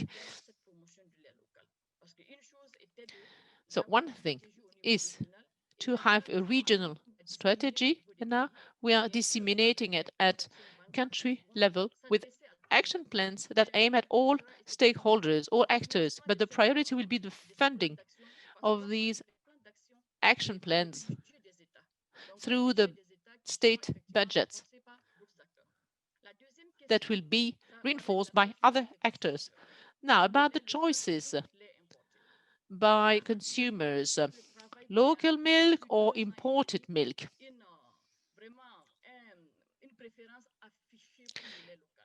It seems it is clear that would rather consume local milk. But there is a lack of understanding, a lack of knowledge about what is local, what is imported. So we've been working on this for quite a while, and we receive requests for consumers who say, where can we buy local milk? Because the milk that I can buy next to my house is imported milk. So this is why we are working on for the moment with the different programs implemented in the different countries. Some have committed in mapping the facilities that process local milk, so to inform consumers. So there is a clear will from the consumers to buy more local milk. Okay, I will now hand it over to Brigitte Misson to answer the questions raised by Benoît Miteau and the questions raised by other participants. Mrs. Misson, you have the floor. Thank you, Mrs. Rivaza. Thank you, Benoît Miteau, for the questions. Indeed, we've been working together on the reform of the OCN, and the question about market measures, exceptional measures that are being set in times of crisis is on the table. We haven't yet made a decision about that file with the trilogue taking place, but it's a dossier, it's a file that will inevitably lead to lively debates on both sides. So just let me some time to explain how it works, how these intervention purchases work.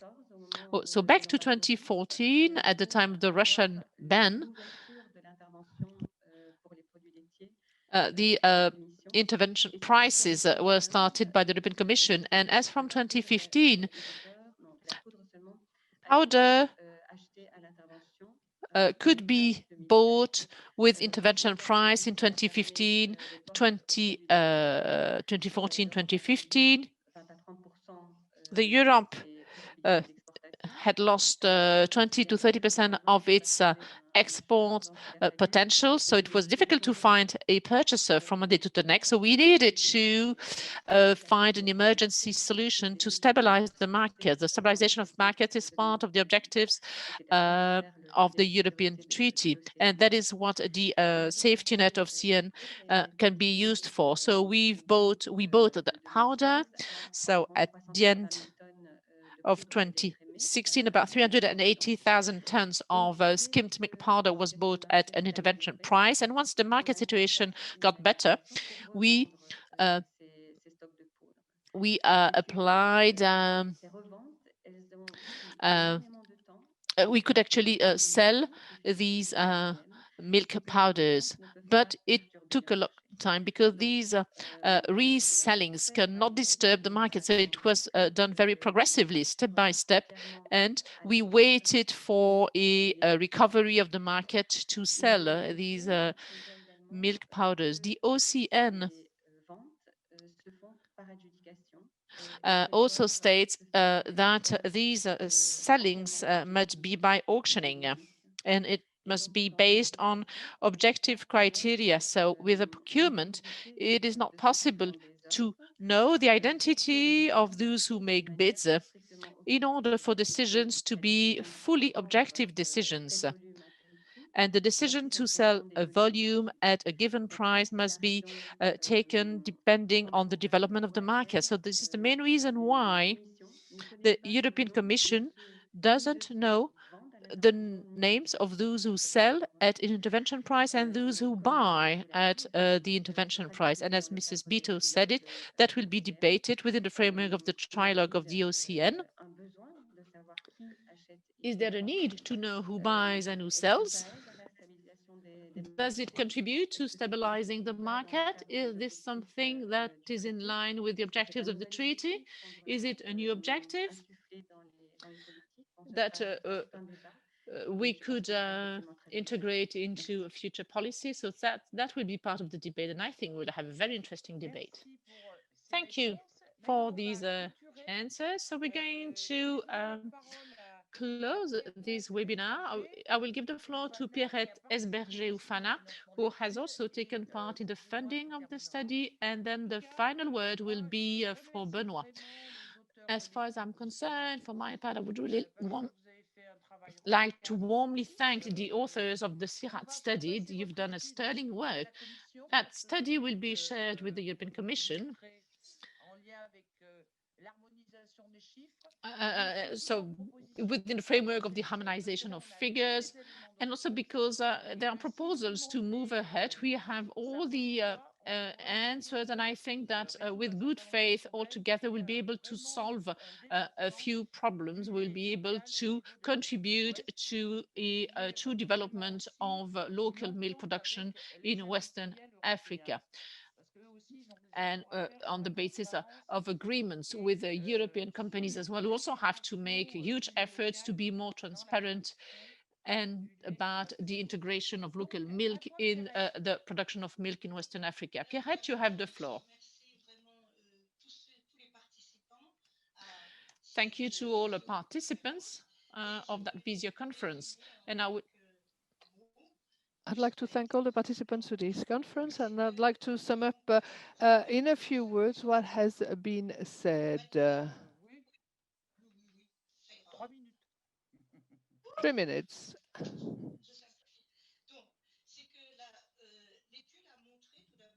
The study showed that milk collection has been growing since the beginning of the year 2000 with the appearance of dairy farms and new actors such as pastoral and agro-pastoral organizations and companies. These local companies have grown and close to large cities.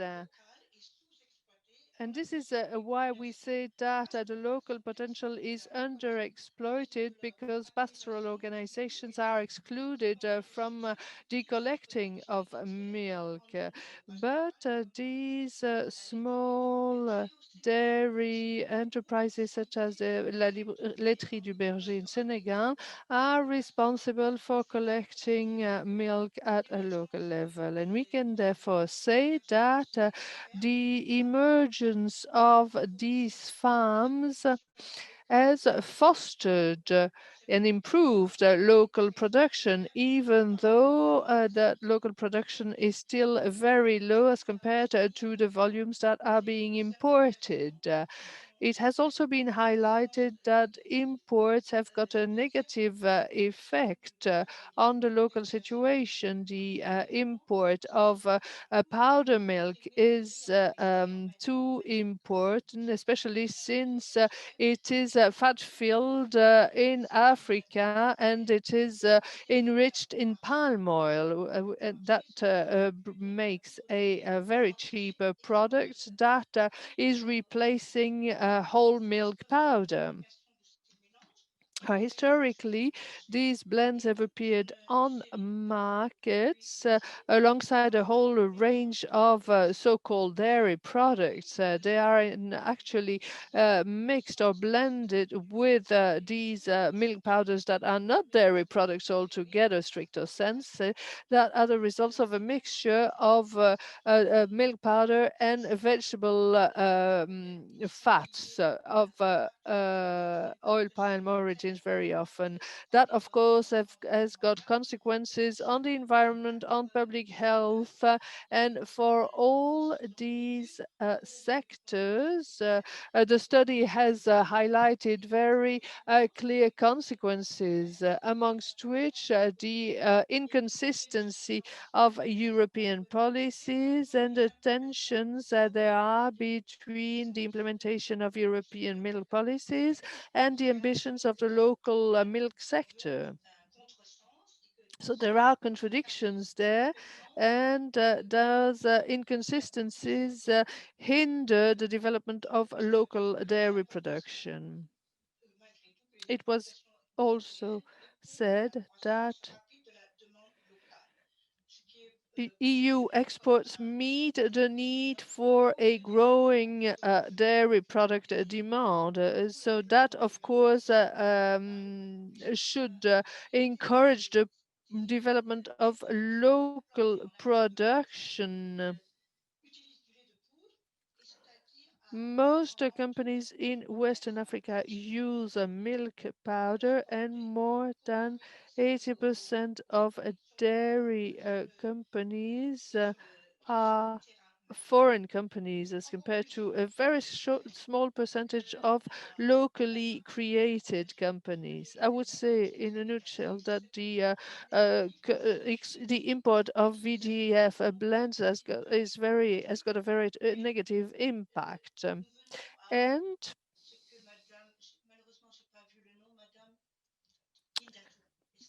Mrs.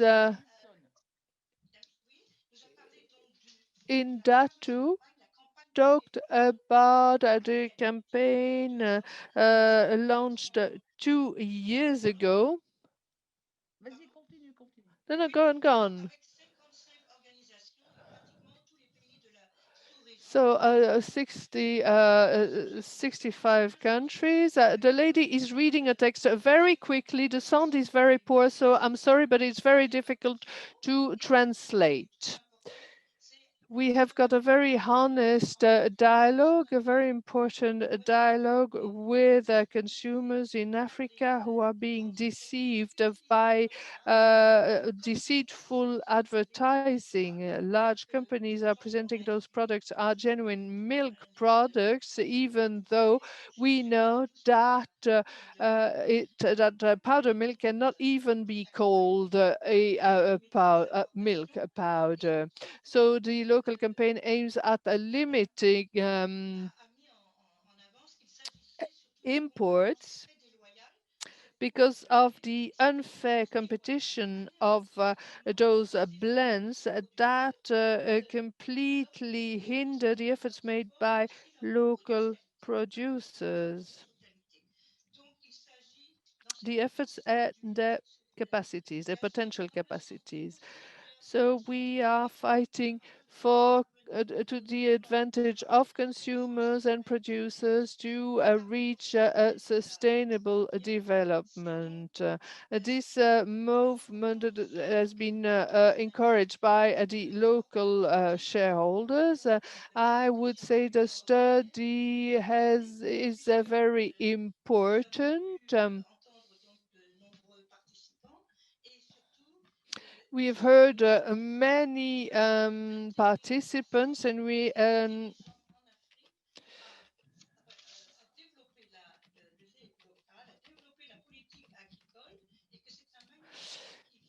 an agricultural policy has been developed, and the UEMOA has developed an investment program aiming at doubling local production by 2030 and aiming at developing local herds and cattle breeding. So I think that I summed up in a few words the discussions that were held. I thank you very much, all of you. I thank you very much indeed. Thank you for encouraging the study in which I participated.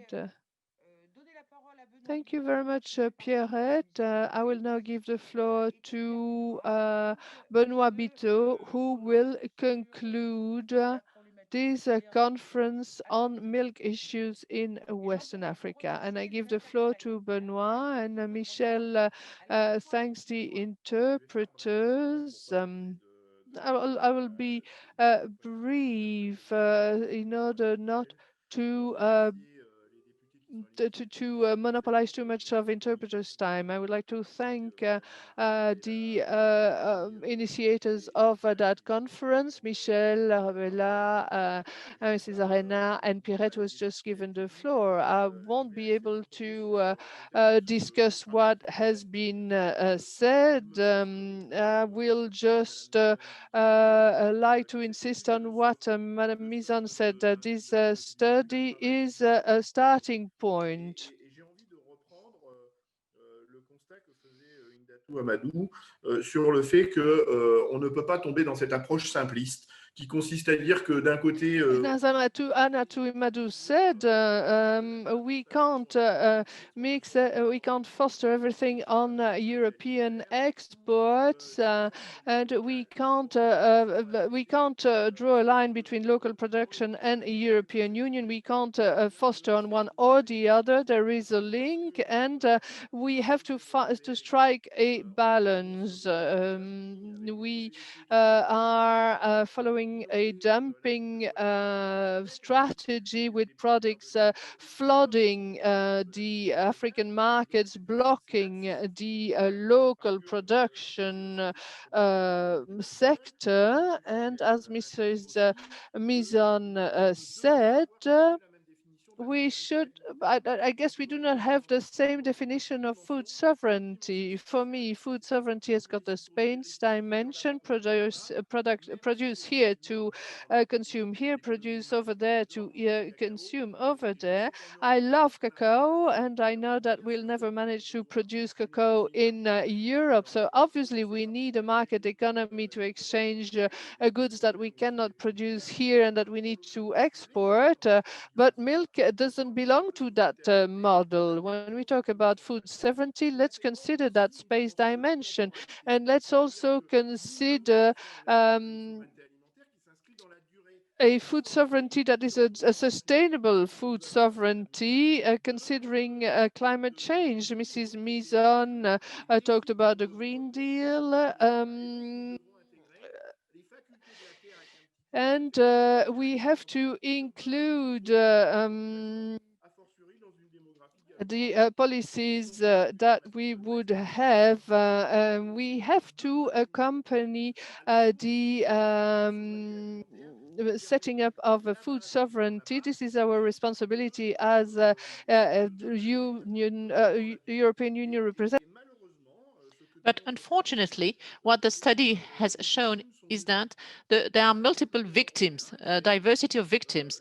The European farmers, the milk price on the European market does not cover production costs. So farmers, European farmers that produce milk are the victims of European policies that apply European level. This is why I do not agree with the cap, the draft cap. The Western African farmers are also victims because the European policy is actually a dumping on the prices of products exported to Africa. And it is important to strike a balance between the relevance of producing cows that eat grass. Can you imagine? That is a revolution. These cows produce a quality milk and that avoids allergies to milk. So there is also an environmental issue.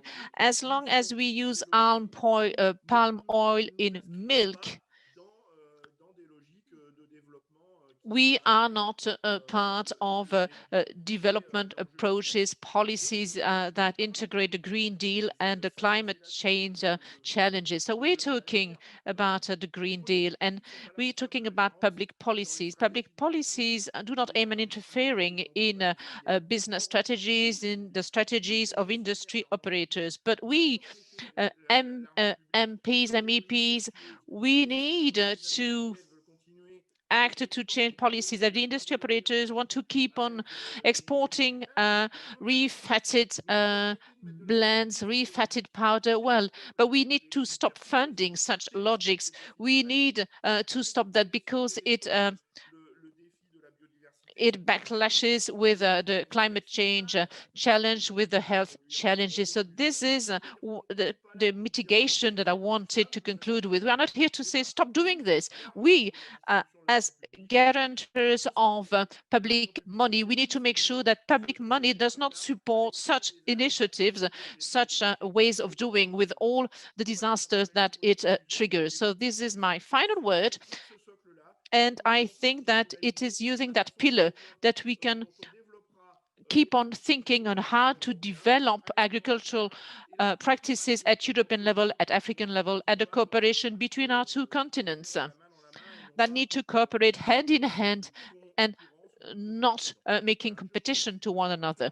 So thank you very much for your attention. And once again, thank you to take that initiative, Michel. Thank you to Marc, Marie. I've been very happy to be invited, very pleased to make these dynamic conclusions, but those of you who know me know what to expect. So thank you very much for the invitation, and I hope that with that study and with the ways that with the avenues that I have mentioned, I hope that we will be able to build the future of that initiative. Thank you very much. Thank you very much to all of you. Thank you to the MEPs. Thank you to the NGOs. Thank you to all participants. The CIRAD study is a very good document that can be used as a basis, as a pillar, as Benoit said. Thank you to the European Commission as well. Thank you for being here with us, to exchange with us, even if we do not agree on everything, on the way we construe things as well. But there is an opening, and we should make the most of that opening to move ahead all together. Thank you. So let's move ahead. Let's build something together. Let's keep talking to one another to move ahead with that common agricultural policy to allow each and everyone on both sides of the sea to develop. Thank you to you all. Bye-bye.